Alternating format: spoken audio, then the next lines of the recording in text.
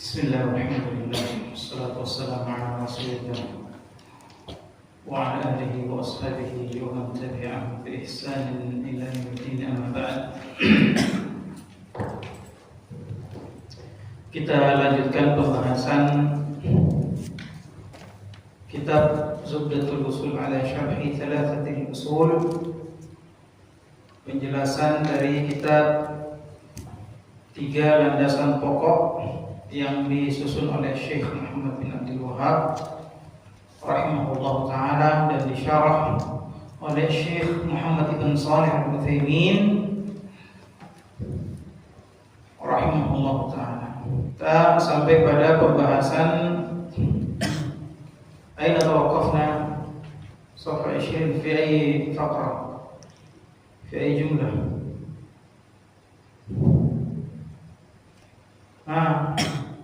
لا نقول إن اللفظ ماذا؟ لا نقول أن لفظ الجلالة الله صفة. نعم. إذن نبدأ نستأنف من بسم الله الرحمن.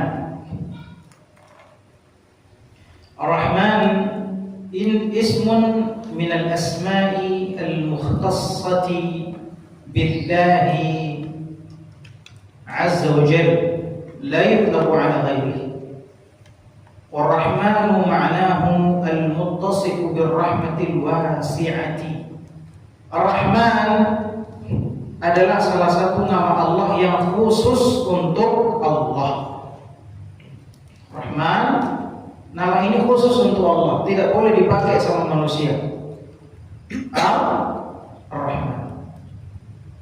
Nah, makanya kalau ada orang namanya Abdul Rahman, jangan dipanggil Rahman.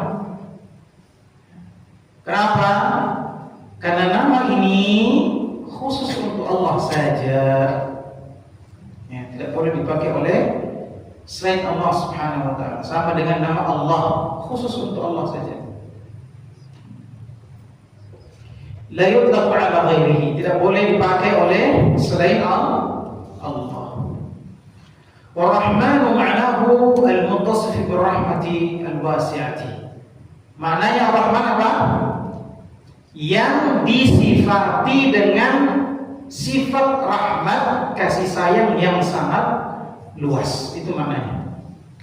Kalau makna Rahman yang memiliki kasih sayang yang sangat luas, zat yang memiliki kasih sayang yang sangat luas, itu makna Ar-Rahman. Ar-Rahim yutlaqu 'ala Allah wa 'ala ghairihi. Adapun nama Ar-Rahim ini nama dipakai oleh Allah dan dipakai juga oleh selain Allah. Ya, jadi boleh manusia pakai nama Rahim, ya, Ar-Rahim. Nama ini dipakai untuk Allah, juga dipakai untuk selain Allah. Apa maknanya Ar-Rahim? Ma'nahu dzur-rahmatil wasilati.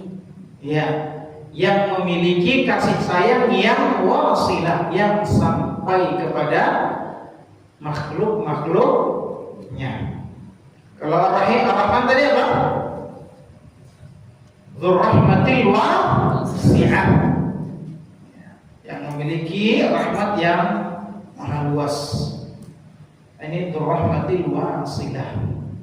Farrahmanu dzur-rahmatil wasi'ah, warrahimu dzur-rahmatil wasilah.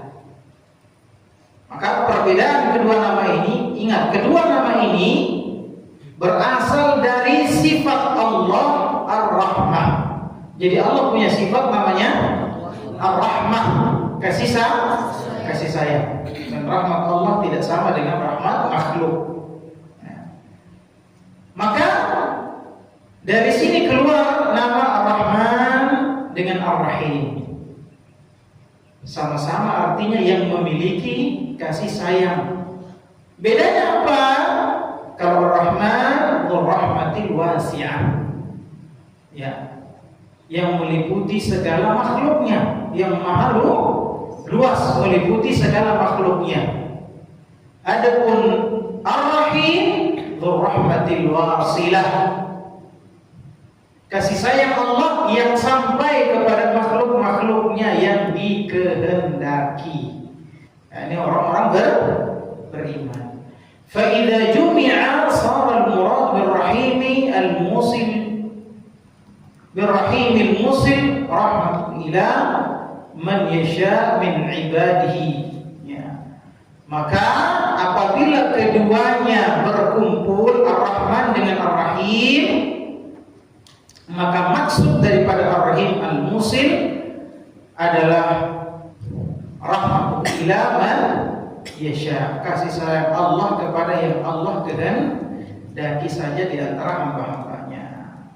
Kama qala ta'ala, kama qala Allah ta'ala, yu'adzibu man yasha'u wa yarhamu man yasha'. Ya, sebagaimana firman Allah, Allah menyiksa orang-orang yang Allah kehendaki, dan Allah yarham, merahmati, menyayangi siapa yang dikehendaki. Ini menunjukkan apa? Ada yang tidak dikehendaki untuk disayangi oleh Allah, ada yang dikehendaki oleh Allah untuk disayangi. Wa ilaihi tuqbalun, tuqlabun, dan kepada Allah lah semua kalian akan kembali. Kemudian Syekh mengatakan, i'lam rahimakallahu annahu yajibu alaina ta'allumu arba'i masailah. Ya. Maka kata beliau, kata Syekh Muhammad bin Abdul Wahhab, i'lam, ketahuilah. I'lam, ma makna i'lam ya Fadil? Ketahuilah.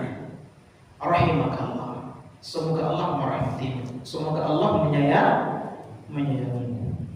Annahu yajibu alaina, annahu ini tidak ada tempatnya di dalam i'rab. Ya. Dhamir syad. Yajibu alaina, wajib bagi kita ta'allumu. Ta'allumu ini fa'il dari yajibu. Maka dia marfu'. Wajib bagi kita untuk mempelajari 4 hal, ya, arba'i masailah. Kenapa bukan masail ini? Kali. Kenapa masailah? Mamnu min as-sarf, limada? Wazannya mafa'il. Oh, mamnu min as-sarf. Aslinya posisinya apa di sini? Mudhaf ilaih. Dia mudhafun ilaih. Harusnya kalau mudhaf ilaih kenapa? Harus majrur. Kenapa tidak dijar? Mamnu min as-sarf. Kenapa mamnu min as-sarf? Wazannya mafa'il. Paham tu? Nah, baik. Syekh Utsaimin rahimahullah taala menjelaskan qauluhu i'lam.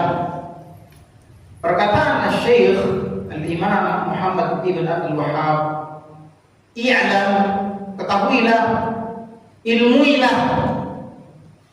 Kita disuruh berilmu. Bagaimana caranya berilmu? Belajar. I'lam, al-ilmu huwa idraku syai'i 'ala ma huwa 'alaihi idrakan jaziman. Perhatikan. Dalam agama kita ada disebut, ya, al-ilmu qabla al-qawli wal 'amal. Disebutkan oleh siapa? Al-Imam Bukhari dalam bab khusus dalam sahihnya disebut al-ilmu qabla al-qawli wal 'amal. Harus ada ilmu dulu sebelum bicara dan berbuat, beramal. Harus ilmu dulu. Tidak boleh, artinya tidak boleh orang beramal kalau tidak diilmui amalannya. Tidak boleh orang beramal kalau berbicara kalau tidak diilmui apa yang mau dia bicarakan. Wala taqfu ma laysa laka bihi ilm. Tidak boleh diikuti, tidak boleh diucapkan, tidak boleh dilakukan sesuatu yang kita tidak punya ilmunya. Berarti harus ada ilmunya. Ya. Terutama dalam masalah agama, tidak boleh bicara agama orang kalau tidak punya ilmu.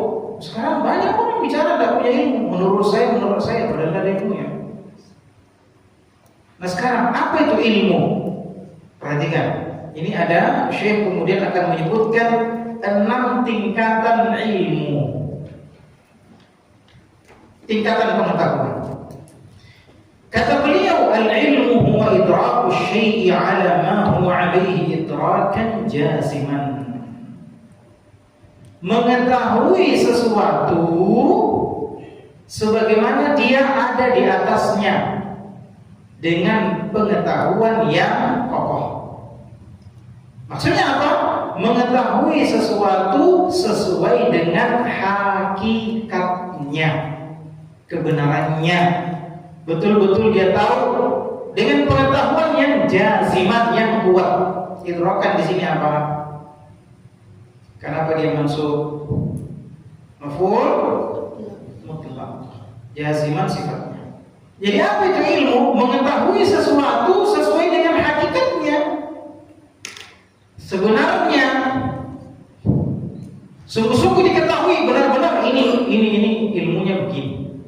Kemudian Syekh mengatakan wa maratibul idraki sittun. Ada 6 tingkatan pengetahuan. Ada 6 tingkatan pengetahuan. Yang pertama, al-ula al-ilmu huwa idraku syai'i ala ma huwa alaihi idrakan jaziman. Seperti yang sudah dijelaskan tadi. Mengetahui sesuatu sesuai dengan hakikat kebenarannya dengan pengetahuan yang benar, pengetahuan yang kuat, pengetahuan yang kokoh. Kenapa kokoh pengetahuannya? Kenapa kokoh pengetahuannya? Karena dia punya dalilnya. Dia sudah meneliti kebenarannya, ini benar atau tidak. Contoh, orang sholat, takbirnya bagaimana? Bagaimana takbir orang? Takbiratul ihram. Mengangkat tangan. Bagaimana angkat tangannya? Begini. Kayak Khalid. Kedua tangannya menghadap ke kiblat. Sejajar dengan bahu atau sejajar dengan telinga. Ya. Ibhamnya sejajar dengan telinga. Bukan begini.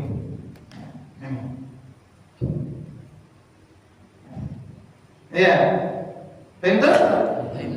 Terus kalau ada orang bilang Allahu Akbar, ada yang begitu sholat?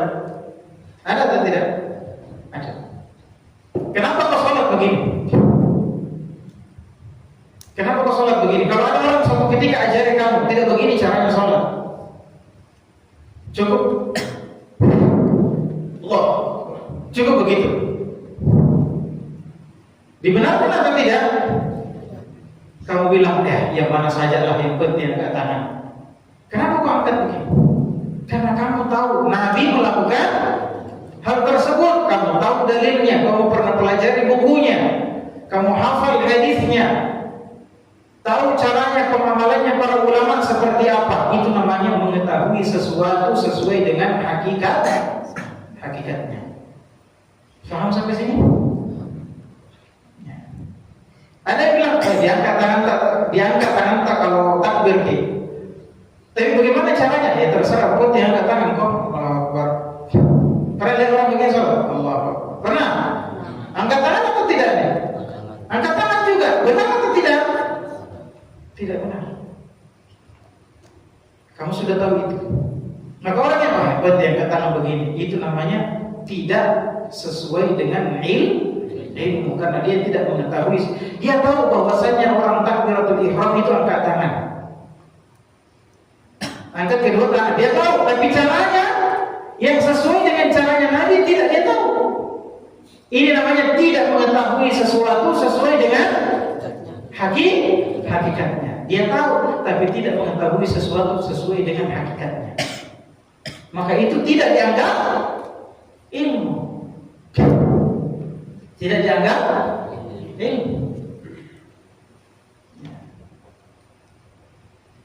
Terus kenapa kita bilang yang yang begini yang benar, yang begini yang benar. Kenapa kita tahu bahwa yang begitu?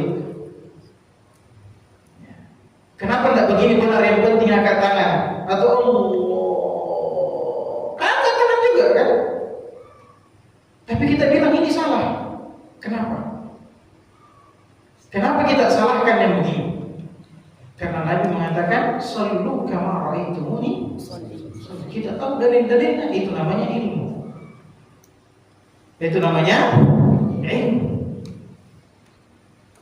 Idrak syai'i ala ma huwa alaihi idrakan jaziman. Nah itu yang kita pelajari di pesantren.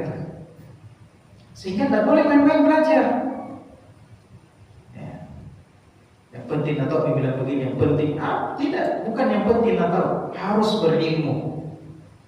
Di sini dikatakan Syekh maratibul idrak, tingkatan pengetahuan. Ada yang namanya ilmu, ada yang bukan ilmu. Tingkatan di bawahnya. Apa di bawahnya? Tsani al-jahlul basir. Bodoh. Tapi bodohnya sederhana. Ya, bodoh biasa. Bodoh biasa, tidak tahu. Wa huwa adamul idraki bil kulliyah. Dia tidak tahu, semuanya dia tidak tahu. Apa ini? Dia bilang, tidak tahu apa itu. Yang hitam-hitam itu ditaruh begitu, tidak tahu. Dia juga tidak tahu fungsinya, dia juga tidak tahu ini. Nah, orang al-jahlul basir, dia tidak tahu. Ini apa ini? Dia tidak tahu, bilang ini HP. Maka dia bilang saya tidak tahu. Ada lagi di bawahnya namanya tingkatan yang ketiga al-jahlul murakkab, bodohnya kuadrat. Ya, double. Kenapa dia disebut bodohnya kuadrat?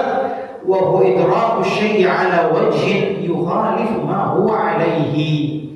Dia mengetahui sesuatu, ya, tapi pengetahuannya itu tidak benar, menyelisihi sesuatu yang benar. Itu namanya jahal murakkab. Kenapa disebut jahal murakkab orang seperti ini? Ada dua sebabnya.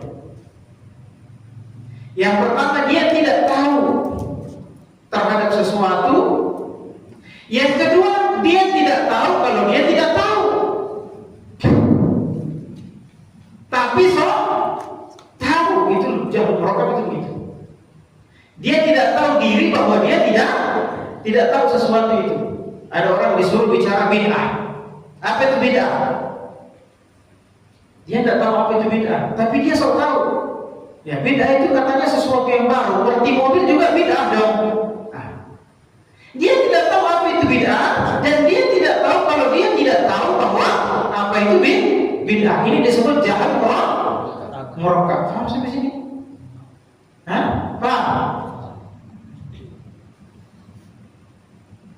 Ini buku apa ini? Mau dia baca.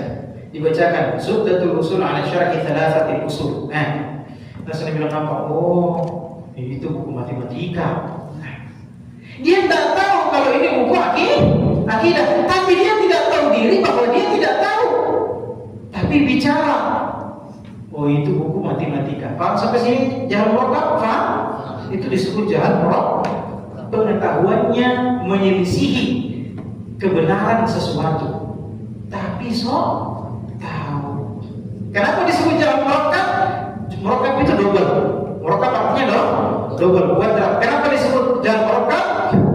Yang pertama karena dia tidak tahu. Yang kedua karena dia tidak tahu kalau dirinya tidak tahu. La yadri annahu la yadri. Makanya disebut jahal murakkab. Nah, ini tidak bagus ya. Ya, komentari bid'ah. Ini bid'ah terus. Itu juga meja bid'ah, itu kamera bid'ah. Ini orang tidak tahu kalau dia tidak tahu. Ini disebut jahal murakkab. Masih penting. Apa bedanya dengan jahal basit? Apa bedanya dengan jahal basit? Jahal basit tadi dia tahu kalau dirinya tidak tahu, maka dia tidak bicara. Misalnya, apa hukumnya kencing berdiri? Apa hukumnya kencing berdiri? dia tidak tahu hukumnya kencing berdiri, diam. Allahu a'lam. Ini jahal, dia tidak tahu. Tanya, apa hukumnya kencing berdiri?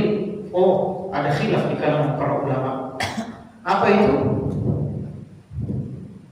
Kalau kencing berdiri sambil menggambar tidak boleh, tapi kalau kencing berdiri sambil bersiul boleh. Itu khilaf. Ini namanya jahal murakkab. Paham sampai sini? Ya. Nah, kita di pondok diajari detail-detailnya ilmu supaya tidak jahil, apalagi jahil murakkab. Ada yang komentar, nah, itu salafi mengkafir-kafirkan orang. Ini namanya jahal murakkab. Banyak bicara orang sekarang. Nah, makanya kalian diajari benar-benar di sini, disuruh belajar benar-benar, kan lawan-lawan kita banyak nanti. Lawan kita ahlul bid'ah, ahlul ahwa, banyak tersebar di luar. Kalian kalau main-main belajarnya, ya susah nanti melawan mereka. Susah menjelaskan kebenaran karena mereka banyak syubhatnya. Banyak syubhatnya. Oh, orang kalau sudah bilang ini bid'ah, sudah pasti dia mengkafirkan. Wah, ada yang seperti ini. Ini jahal murakkab. Ar-rabi'ah, yang keempat ada namanya al-waham, ambigu. Al-waham artinya ambigu. Wa huwa idraku syai'i ma'a ihtimali dhiddin rajih. Dia mengetahui sesuatu, pengetahuannya tidak full. Dan pengetahuannya ini bertentangan dengan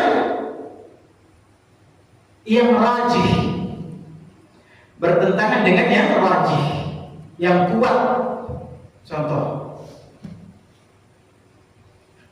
dia mengatakan yang rajih tentang sedekah ketika sholat indal Hanabilah, ya, pada madhabnya Hanabilah adalah di atas pusar atau di bawah pusar. Ini yang rajih bagi mereka. Adapun kalau sedekap di atas dada, bagi Hanabilah ini membatalkan sholat karena hadisnya dhaif, lemah. Maka ada orang yang komentar, bagi Hanabilah itu tidak mengapa di atas sini atau di bawah sini. Saya katakan tidak usah, tapi lebih utama begini. Ini disebut dengan waham. Pengetahuannya ada benarnya sedikit, tapi bertentangan dengan yang lebih kuat. Maksudnya potensi kesalahannya lebih besar, potensi salahnya lebih besar. Itu disebut dengan waham.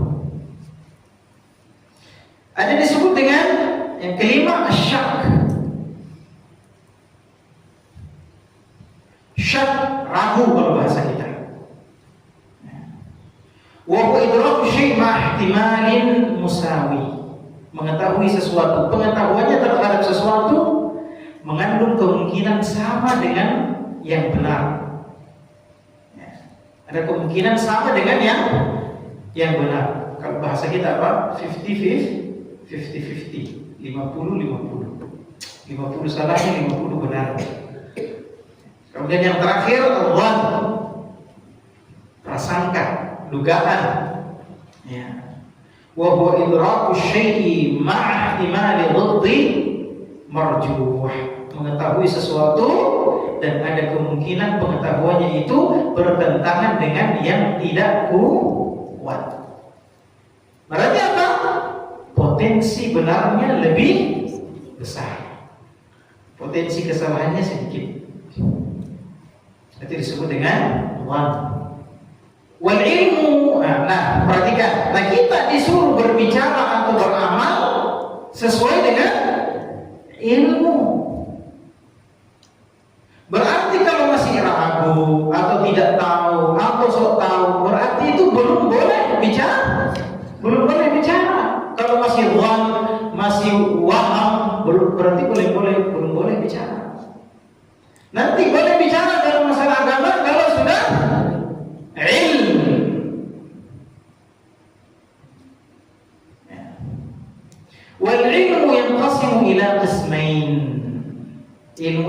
terbagi menjadi dua. Terbagi menjadi berapa ridho? Dua. Apa itu ridho pembagiannya? Belum disebut. Belum. Hafal ini ridho. Tidak ada bukunya ridho ini. Ya. Daruriyun wa nadhari. Daririyun wa nadhari. Boleh kita baca daruriyun wa nadhariyun. Boleh kita baca nadhari, daruriyin wa nadhariyin. Kalau kita baca daruri apa? Daruriyin wa nadhariyin, berarti kita menganggap daruri ini adalah apa? Badal dari kismain. Kismain majrur, alamat jarri mana? Ya, kenapa ya?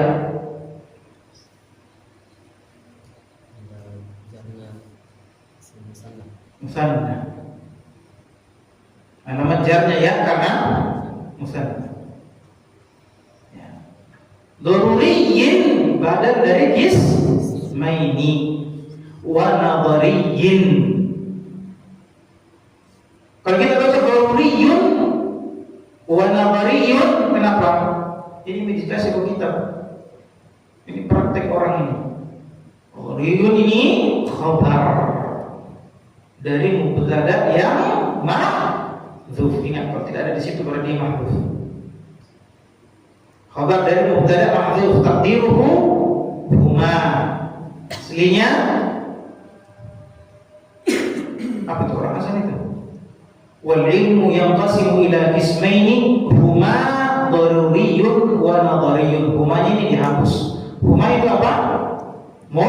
Mubtada dihapus. Makanya kita katakan ya daruriyun khabar dari mubtada yang mahdzuf taqdiruhu huma.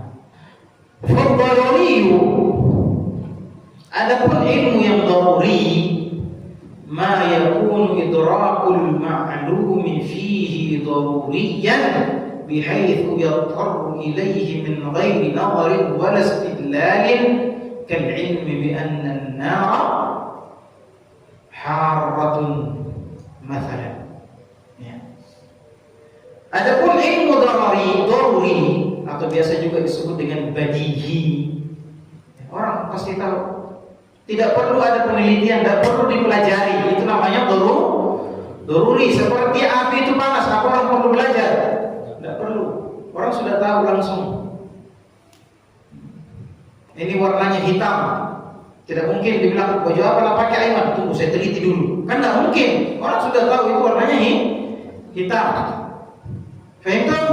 Itu namanya daruri. Ma yakunu idrakul ma'lumi, pengetahuan terhadap sesuatu yang diketahui fihi daruri, yang daruri. Ya. Yang mana itu sudah pasti ya, orang tahu tanpa harus dipelajari terlebih dahulu. Min ghairi nadharin, tanpa harus dipelajari, tanpa harus diteliti. Tunggu dulu, saya teliti dulu ini bajunya Aswan ini warna kuning, merah atau saya teliti dulu. Kan tidak. Kalau saya ditinju, mau saya tinju kamu, tunggu dulu, saya teliti dulu bagaimana rasanya, sakit, enak atau manis. Kan tidak mungkin. Orang sudah tahu api, ya, api itu panas, es itu dingin. Dan mana kau tahu bilang es dingin? Kau pelajari? Enggak. Itu namanya ilmu daruri. Faham sampai sini? Ya. Tidak perlu dipelajari. Ini ilmu yang fitrah, orang sudah tahu. Dari asalnya orang sudah tahu. Ya, fitrahnya orang secara kebetulan tahu. Ada yang disebut dengan nadhari. Ma yahtaju ila nadharin wa istidlalin kal ilmi bi wujubin niyyati fi wudu. Ada namanya ilmu nadhari yang perlu nazar, perlu diteliti, ya, perlu dilihat terlebih dahulu, perlu istidlal, pembuktian. Seperti apa? Wajibnya niat dalam wudu. Sekarang ya, Wes apa hukumnya berniat pada saat wudu? Sebelum wudu. Wajib. Dari mana kau tahu bilang wajib? Fajri. Kenapa wajib? Karena innamal a'malu Ahsan. sebenarnya amal tergantung dengan niat. Karena Nabi yang bilang innamal a'malu bin Niat. niat. Tidak niat sah atau tidak? Tidak. Kita tahu bahwa itu rukun. Atau sebagian mengatakan syarat. Kalau tidak ada syaratnya, tidak terpenuhi syaratnya, maka tidak sah. Atau tidak terpenuhi rukunnya, maka tidak sah suatu amalan. Maka hukumnya wajib. Dipelajari atau tidak? Pelajari. Bisa tak ditahu tanpa dipelajari? Tidak bisa. Itu namanya nawari. Ilmu nawari. Apa hukumnya membaca bismillah sebelum makan? Abu Musa. Kenapa kau bilang wajib? Siapa yang bisa jawab? Kasih hadiah. Bismillah sebelum makan. Wajib. Dari mana kita tahu bilang wajib? Nabi mengatakan Sambillah wa kul biyaminik. Coba kalian hafal tapi tidak tahu. Terus dari mana kita tahu itu wajib? Iya, kenapa itu Sambillah? Fi'il amr. Al-aslu fil amri al-wujub. Asalnya perintah itu wajib. Berarti membaca bismillah sebelum makan hukumnya wajib. Dari mana? Bisa tidak kita tahu kalau kita pelajari? Tidak bisa. Itu namanya ilmu nawari. Bisa dipahami sekarang? Nah, harus ada pelajarannya, harus ada penelitiannya. Ada orang ceramah. Lebaran Ramadan naik di mimbar ceramah. Nabi sallallahu alaihi wasallam bersabda, "Ikhtilafu ummati rahmah." Perselisihan di kalangan umatku adalah kasih sayang. Benar tak hadis ini? Tidak benar. Hadis ini disebut hadis yang la asla lahu, tidak ada asal usulnya. Bagaimana kita tahu kalau kita tidak pelajari? Maka ini yang disebut dengan ilmu nawari. Tadi yang pertama apa? Ilmu daruri, tidak perlu dipelajari. Yang kedua ilmu nawari. Nah, naktafi bihadza. Subhanakallahumma wa bihamdik, asyhadu an la ilaha illa anta, astaghfiruka wa atubu ilaik, wa akhiru alhamdulillah.